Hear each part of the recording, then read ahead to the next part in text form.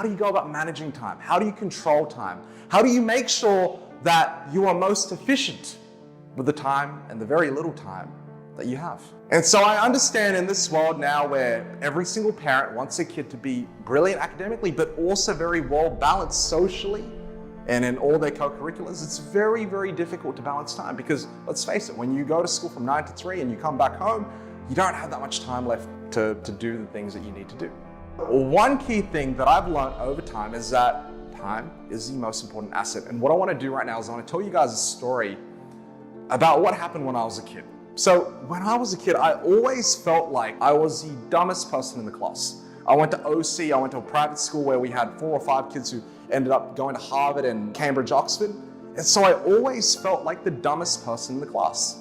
And what was really profound was when I was 18. 18, I got into Sydney Uni and I was going to study a Bachelor's of Commerce and Law, right? So this is a very prestigious program. And there were a lot of really, really smart kids. Basically, the smartest kids in Sydney, right, were here, right? A lot of kids who had ducked their school got a 99.8, 99.9, 99.95. All of these very, very smart people in one building.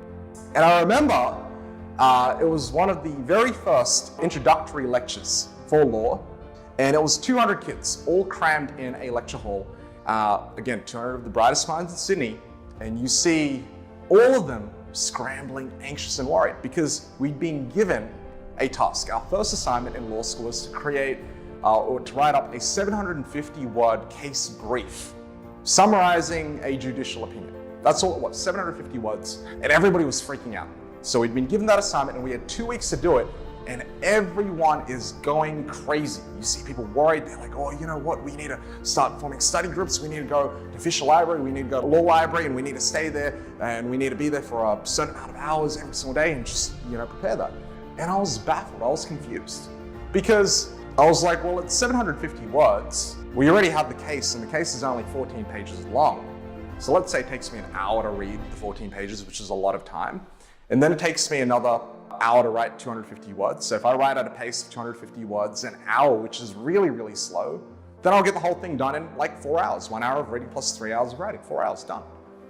And that's the way that my brain thought. But as I'm looking at all these people, right, all these kids, bright minds, much brighter than minds, and I see them scrambling, I start worrying a little bit. I'm like, oh, wait, is this really gonna work? Maybe I do need to spend 12 hours, 13 hours a day studying for this. Maybe I do need to do some extra research. But what was really, really funny was that as these people were studying day and night in the law library, comparing notes, doing all this kind of stuff, all I did was I came in, I remember it was a Wednesday night, 7 o'clock, I'd finished all my classes, I came in to the law library at 7 o'clock, and I was like, okay, I've got 4 hours to get this assignment done, I don't want to waste time. And so I remember leaving at exactly 11 p.m. and it was all done. It was all done, I finished it. It wasn't that hard, and 4 hours, to be honest, was a lot of time. And when I got my marks back, it was good, right? I passed with a distinction. All right, not too bad. What's the important lesson there? What I realized was that very first case note, that very first case brief experience repeated itself over and over again. Every single time we had an exam, there'd be the same freaking, there's it's a closed book exam. You got to memorize all of these things. We got to write notes. We got to do all of this, and it'd be the same process over and over again. There'd be the scramble. Everybody would get worried, and they'd spend probably 90% of their time worrying, being anxious, doing activities that were not conducive to the final result. And that's when I realized something profound. That most of us spend 90% of our time on activities that don't matter, that don't move the needle. 90% of our time worrying, planning, doing things like this. What's the point? And so I figured out very early in life that so long as I get rid of that 90%, or I try my best, because it's really not possible. So there are days where I wake up and I just want to have fun. Or I wake up and I don't feel like doing any work. But if you just plan it out that way, where you try to get rid of that 90% wasted energy, you have so much time left. If you become ultra efficient with taking out the stuff that you don't need, taking out the worry, taking out the anxiety, taking out the planning, taking out the double checking, triple checking, quadruple checking, all that kind of stuff. If you throw that all out and you focus on just doing the task at hand and being very, very smart with your time, and calculating exactly how much time you need to complete an activity, then you realize that, you know what, it doesn't actually take that much time. And you have time to do everything. Right now, I think to all parents who are watching this or preparing for selective scholarship exams or OC exams, I want you to ask yourself a simple question. How many questions are you getting done on a weekly basis? Then what I want you to do is multiply that by 1 minute, because really it should take you 1 minute per question. Now what's really funny is whenever parents do this exercise, they are absolutely astounded, because what they realize is that maybe the kid only does like 100 questions a week. That should literally take you 100 multiplied by 1 is 100 minutes. It should take you 1 hour and 40 minutes to do it.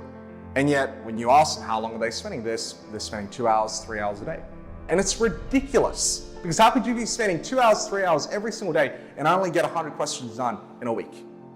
And so if you start really auditing your time, auditing your output, because really at the end of the day, the only thing that matters is output.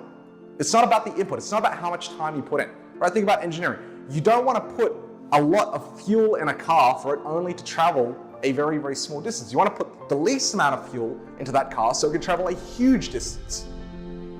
And so a lot of you guys are getting this wrong. It's not about studying 3-4 hours a day. It's about how do you make sure the hours that you spend studying provide the greatest yield. And so I implore you guys all, if you're having problems with time management right now, if you know somebody who's having problems with time management, share this video, comment down below. I want to know what your thoughts are. Let me know, and thanks.